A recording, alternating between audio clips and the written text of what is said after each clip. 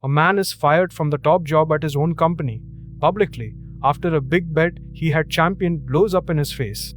It looks, for all the world, like the end of his career.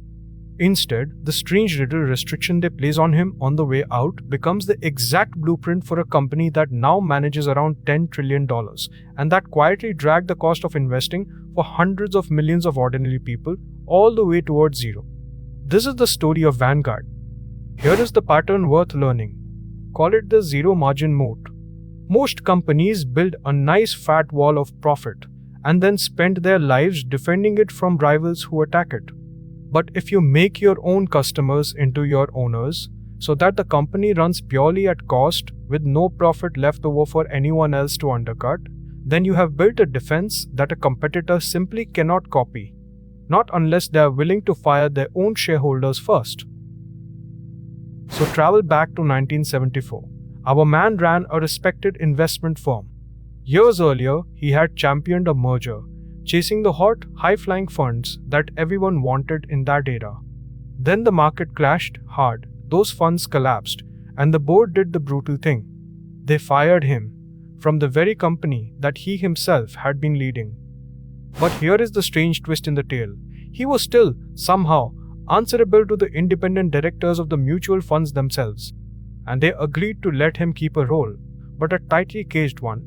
He would be allowed only to handle the boring back office administration of the funds. He could not manage the investments. He was not even allowed to sell them. Almost anyone else alive would have seen that cage as a humiliation and a dead end. But he saw a loophole, and inside it a weapon. If the only thing he was permitted to do was run the funds at cost, then why not have the funds themselves simply own the company that ran them? Not him, and not a group of outside shareholders, but the millions of everyday investors who were already in the funds. Every single dollar of profit that a normal company would have kept for itself would instead flow straight back to those ordinary investors as lower fees. And so, in 1975, Vanguard was born. The first, and still essentially the only, major fund company in America that is owned by its own customers. It had no outside owners to enrich and no shareholders demanding a bigger cut. Its entire reason to exist was to drive its own costs, and therefore its own fees, relentlessly down towards zero. He said many years later that if he had never been fired, there would simply never have been a Vanguard. Then, in 1976, he did something stranger still. He launched the first index fund built for ordinary people. A fund that would not even try to beat the market, but would instead humbly and very cheaply just match it, and Wall Street howled with laughter. They called the idea un-American. They called it a guaranteed path to mediocrity. They mocked it openly as his great folly. It launched, and it was, by his own honest words, an abject failure, raising only a tiny fraction of what he had hoped. Now imagine he had simply done the obvious sensible thing instead, and rebuilt himself as a normal for-profit money manager, charging the usual comfortable fees to feed a fresh set of shareholders. Think about what would have been lost. He would have had every reason in the world never to cut those fees, because each and every cut would bleed his own owners.